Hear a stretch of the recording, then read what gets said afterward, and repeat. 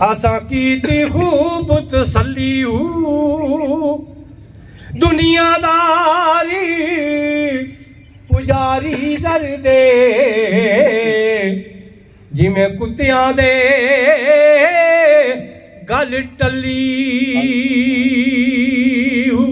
सुभान अल्लाह ते book book अखियां रोशन अथरू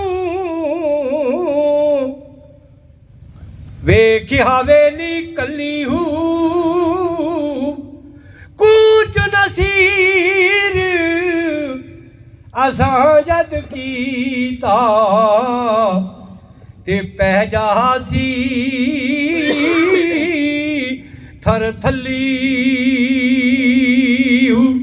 सुभान अल्लाह इस दुनिया ते लख संगतां सुभान अल्लाह पर ओड़क बिठा ओए पईयां एक पली दा वो विछड़न जेड़े अजो शक्लां याद ना रहियां ते इश्के दी एह रस्म कदीमी ओए जलियां नू नित जाले अगले जख्म ना मोलन देगा ते होर नवें सिर डाले मीसा फरमाया मोती छड़ मिस्र नू चले मोती छड़े ओए मिस्र वाले चले ते सिप पिछे किस कम दा मिलना नाले नसीब मुहम्मद ते नहीं है भरोसा ए दम ते मुद्दत पिछे ए जाग वछोड़े मुद्दत पीछे। एक शेर साईं साहब हमें याद आई आ इंसान ने पैदा होने तो लेकर मरण तक एक ही शेर चुना मतलब है सारी इंसानी जड़ी कैफियत बयान की थी ते आपने फरमाया तैसे साबती है रखिया किस तैनू किस पाल तैनू मुसलमान कीता सुभान अल्लाह ओए लुठवा बाप दा मां दे शिकम अंदर नाली कुदरता पैदा इंसान कीता सुभान अल्लाह तीनों माह गुजरे ओई एक लोथ पैदा ते नाल परविशां पाली जवान कीता ओ नियमत उसे दी खा के फकर दी ना ते नहीं ना रब दे वाले ते आन कीता ते मुद्दत पिछे ए जाग छोड़े ते साथी रब मुलाए विछड़ चले अज फेर मुहम्मद ते रज के नहीं गल लाए पर तुसा असा मर जाना एक दिन ते क्यों कर तोड़ू ए आई दुनिया उत्ते और ऐसी सजनो ते पलिया दी भलियाई ते मगर शिकारी کرے تیاری تے ہو بار ترے دیا ہرنا جو چڑیا اس ٹھہرائے اوڑک تے جو جمیا اسے مرے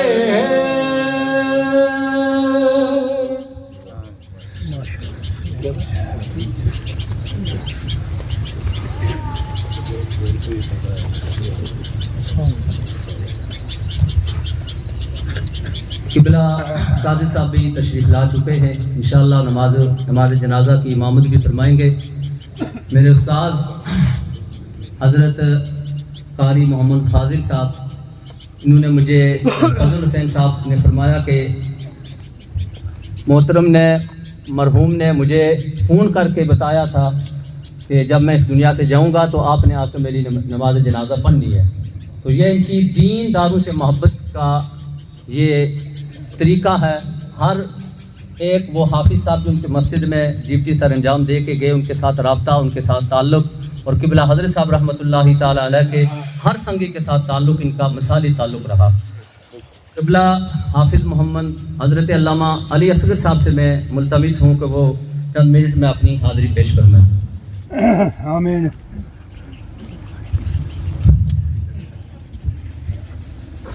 بسم اللہ الرحمن الرحیم۔ اللہ اللہ کر دیاں ربا میری جان کڈائیں، مرشد ماں پیو راضی رہون، فضل کرے رب سائیں۔ عزیزان گرامی قادر، آج جس شخصیت کی نماز جنازہ میں ہم سب شریک ہیں،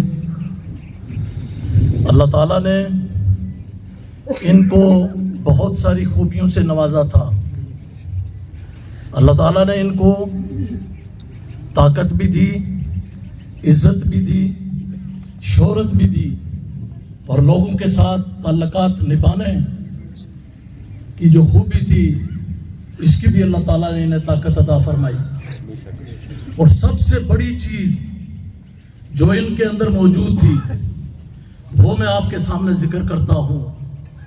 ہمارے قبلہ جناب جی رحمت اللہ علیہ گلہار شریف، ان کے ساتھ ان کا بڑا تعلق تھا، اور ان کے پاس ملاقات کے لیے یہ دربار شریف کالا دے جھیلم بھی جایا کرتے تھے اور گلہار شریف بھی جایا کرتے تھے، اور حضرت ان سے بہت پیار فرمایا کرتے تھے۔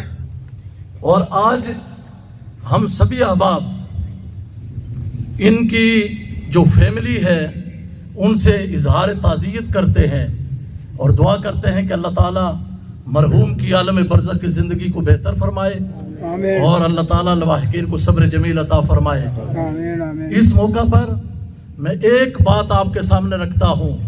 ہم اپنے قبلہ جناب جی رحمت اللہ علیہ کی اور اپنے سلسلہ کے ایک جو بہت بڑے بزرگ گزرے ہیں حضرت مجدد الفسانی رحمت اللہ علیہ، یہ دو شخصیات ایسی گزری ہیں کہ جنہوں نے اپنی زندگی میں حج نہیں کیا۔ مجدد صاحب نے بھی حج نہیں کیا، اور قبلہ جناب جی رحمت اللہ علیہ نے بھی ظاہری طور پر حج نہیں کیا۔ مجدد صاحب رحمت اللہ علیہ ایک مرتبہ اپنے حج کی تیاری کی، حج کے سفر پر نکلے تو آپ کے جو پیر مرشد تھے حضرت خواجہ باقی باللہ رحمت اللہ علیہ، انہوں نے فرمایا کہ آپ نے جہاں قیام کیا ہوا ہے حضرت حسن رحمت اللہ علیہ کے ہاں، وہاں ہی آپ ٹھہر جائیں۔ یعنی آپ کے سفر حج کو آپ نے وہاں روک دیا، اور پھر اجازت نہیں ملی اور ایام حج گزر گئے۔ مجدد صاحب رحمت اللہ علیہ نے بعد میں پھر مراقبہ کیا تو کیا دیکھتے ہیں کہ جن و انس آپ کو سجدہ کر رہے ہیں۔ سبحان اللہ۔ جب یہ آپ نے کیفیت دیکھی تو آپ نے لا حول ولا قوت الا باللہ یہ چیزیں آپ نے پڑھی، اور پھر دوسری مرتبہ آپ نے جب روضۃ القیومیہ کے اندر ہے کہ جب مراقبہ کیا تو پھر آپ نے ایک بزرگ آئے آپ کو مراقبے کے اندر، اور انہوں نے کہا کہ یہ جو لوگ آپ کو سجدہ کر رہے تھے یہ آپ کو سجدہ نہیں کر رہے تھے، بلکہ بیت اللہ شریف آپ کی زیارت کے لیے آیا تھا اور لوگ بیت اللہ شریف کو سجدہ کر رہے تھے. تو کہنے کا مقصد یہ ہے کہ ہمارا سلسلہ جو نقش بندیہ ہے اس میں اللہ تعالیٰ نے بڑے بڑے اولیاء کرام پیدا فرمائے ہیں اور انہی میں سے حضرت مجدد الثانی رحمۃ اللہ علیہ ہے. اور تاریخ میں آتا ہے کہ پھر مجدد صاحب نے جس جگہ وہ خانہ کعبہ دیکھا، آپ ہندوستان میں تھے، اس جگہ نشان لگا لیا کہ یہاں میں نے خانہ کعبہ کو دیکھا ہے. اور ہمارے قبلہ حضرت جی رحمۃ اللہ علیہ نے ظاہری طور پر زندگی میں حج نہیں کیا. اس پہ ذرا غور و فکر کریں. آپ نے ظاہری طور پر حج نہیں کیا، وجہ کیا تھی؟ وجہ وہی تھی جو مجدد الثانی رحمۃ اللہ علیہ کے لیے تھی کہ ایسے اولیاء اللہ کے لیے بیت اللہ شریف بھی اللہ کی اجازت سے ان کی زیارت کے لیے آتا تھا. اور ایک بات یاد رکھیں کہ الحمدللہ ہم سب لوگوں کا آستانہ عالیہ گلہار شریف سے تعلق ہے اور قبلہ حضرت جی رحمۃ اللہ علیہ سے ہماری محبت ہے. لیکن وہ لوگ جنہوں نے اپنی کچھ ساعتیں، اپنے کچھ لمحات، اپنی زندگی کا جو کچھ حصہ حضرت قبلہ جی رحمۃ اللہ علیہ کے پاس گزارا ہے، وہ سمجھتے ہیں کہ آپ کی زندگی کس طرح کی تھی. اور یہ ہمارے بھائی آج جو اس دنیا سے رخصت ہو رہے ہیں، حاجی محمد صدیق صاحب، اللہ تعالیٰ کی رحمت ہو ان پر، انہوں نے بھی ان کے ساتھ اپنی زندگی کے کچھ ساعت، کچھ لمحے، کچھ زندگی کا حصہ گزارا ہے. تو دعا ہے کہ اللہ تعالیٰ اپنے فضل سے، اپنے محبوب کے تصدق اور ان بزرگوں کے توسل اور تصدق سے مرحوم کی عالم برزخ کی زندگی کو بہتر فرمائے. وما علیہ الا البلاغ. آمین آمین. جڑے بندے اس پاسا کھلتے بن اگا آئی جو اگا جگہ خالی ہے، پیچھے بہت سارے لوگوں کے واسطے مشکلات ہیں. اگا آئی جو اگا ادھر جگہ خالی ہے، اس سائڈ پر کافی ساری جگہ خالی ہے. اگا آئی جو تاکہ اشنے والے لوگوں واسطے راستے کی رکاوٹ نہ بنے. اگا آئی جو اس پاسا جو کھلے ہونا تھا اگا جو ادھر آئی جو سجا پاسا آئی جو بہت ساری جگہ خالی ہے. صفحہ میں نال سے دے کڑی کلو 4-5 منٹ رہ گئے. کافی ساری جگہ کا موجود ہے. اگا آئی جو بندے میں اپنے خیالات کا اظہار فرمانے کے لیے قبلہ حضرت قاضی محمد رفیق صاحب سے ملتمس ہوں، وہ اپنے خیالات عالیہ کا اظہار فرمائیں.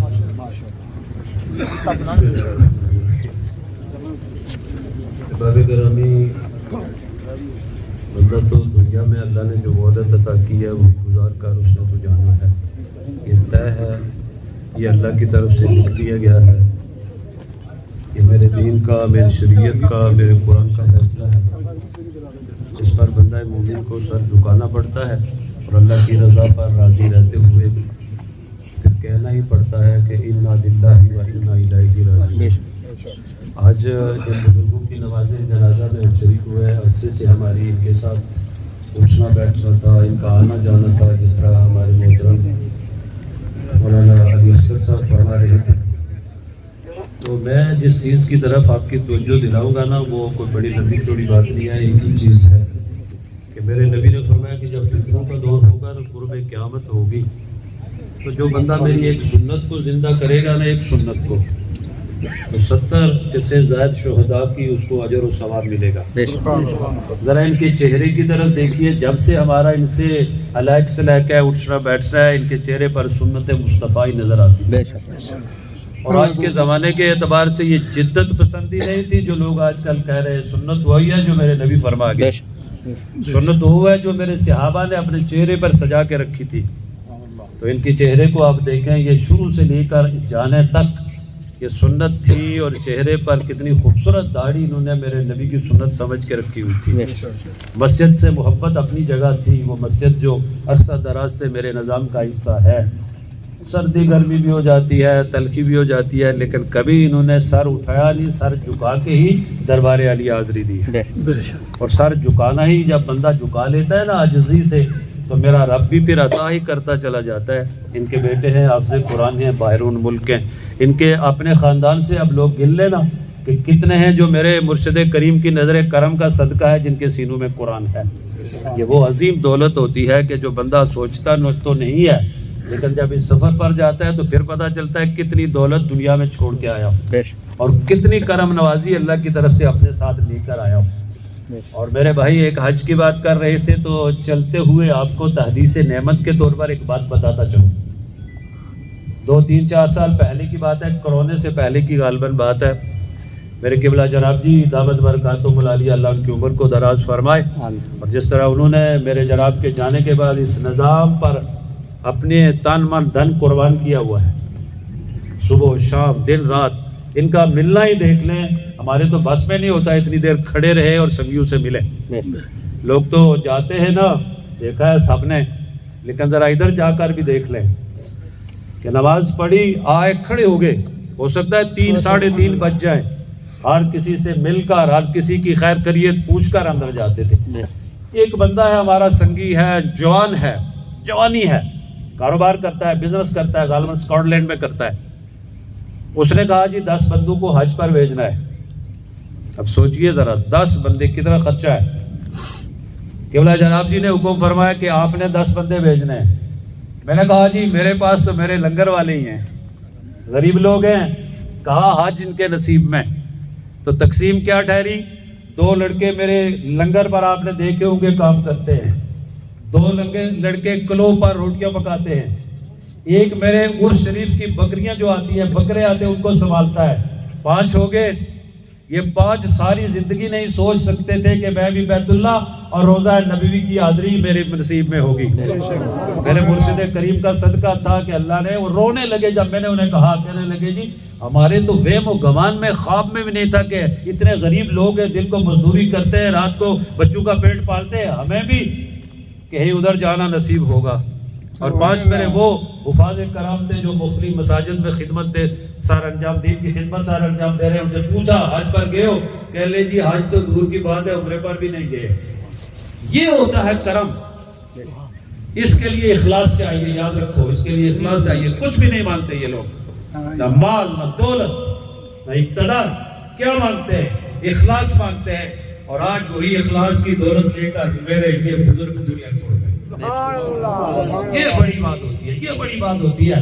دعا کریں جس مسجد ساری زندگی انہوں نے آباد کاری کے لیے کام کیا، ان کے بیٹے حافظ، ان کے رشتہ دار حافظ، میرے سامنے سب مجھے نظر آ رہے ہیں۔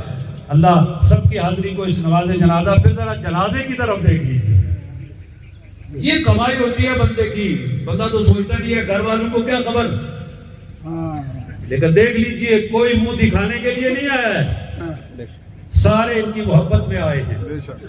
اور اتنے میرے نبی نے تو فرمایا 40 ام المومنین صدیقہ کائنات حضرت عائشہ صدیقہ رضی اللہ تعالیٰ عنہ ارشاد فرماتی ہے 40 یا 100 دونوں روایات میں آتا ہے، ایمان والے نماز جنازہ میں ہیں۔